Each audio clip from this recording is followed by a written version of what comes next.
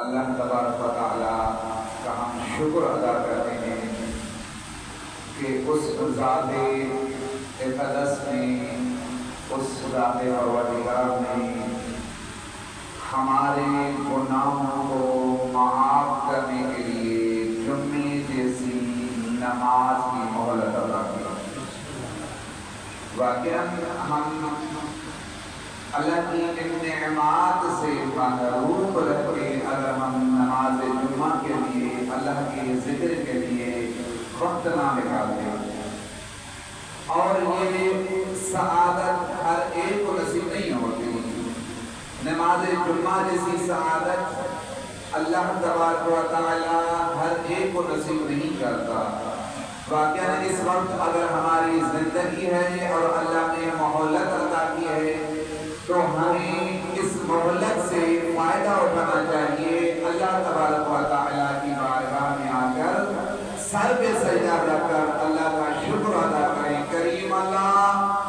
امام صادق فرماتے ہیں، کریم اللہ، جب تم تمہاری آنکھیں کھلیں گا نیند سے فوراً سجدے میں گر جایا کریں کہ کریم اللہ تو نے ہمیں ایک لمحہ کے لیے بھی زندگی اس لیے عطا کی تاکہ ہم اپنے گناہوں کی توبہ کر سکیں۔ واقعاً اگر ہم غور کریں احادیث پر، قرآن کے فرامین پر، قرآن کے احکام پر ہم عمل کریں، یقین مانیں ہماری زندگی جنت بن جائے گی۔ ہمارے لیے آج جو سب سے بڑی مصیبت یہ ہے، سب سے بڑی اذیتناک جو راستہ وہ یہ ہے کہ ہم نے اللہ کا راستہ چھوڑ دیا ہے، ہم نے دنیا کا راستہ بنا دیا ہے۔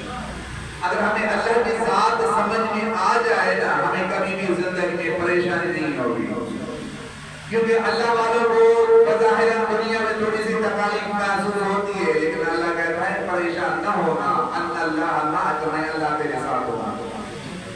دنیا چھوڑ جائے تمہیں پریشان نہیں ہونا، دنیا تجھے اذیت دے، میں تیرے ساتھ ہوں۔ اور جن کے ساتھ اللہ کی ذات ہوتی ہے نا، وہ کبھی مایوس نہیں ہوتا، وہ کبھی کفر کے الفاظ نہیں نکالتا، وہ کبھی بھی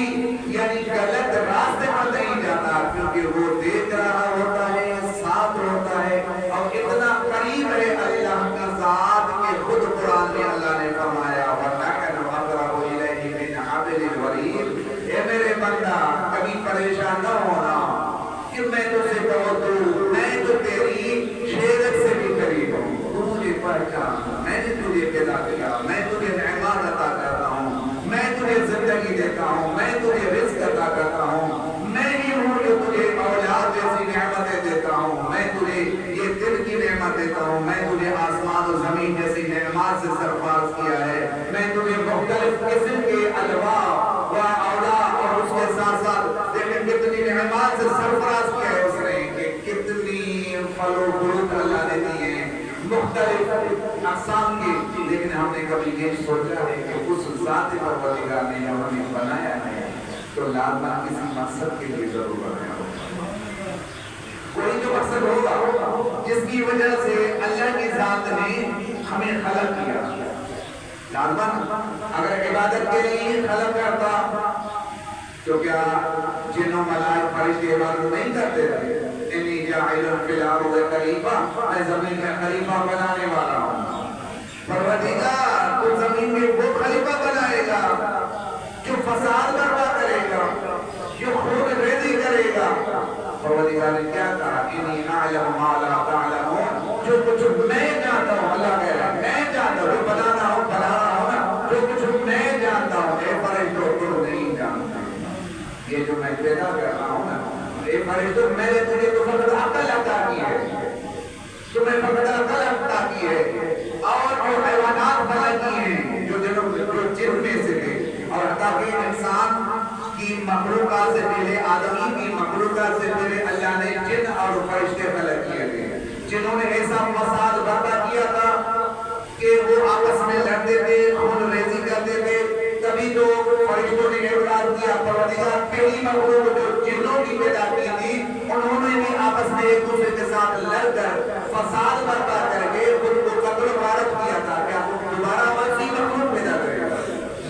جو فساد ہی برپا کرے گی،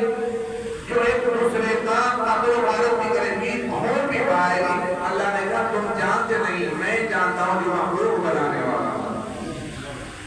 اور یہی بندہ اگر اللہ کی عبادت میں مشغول ہو جائے،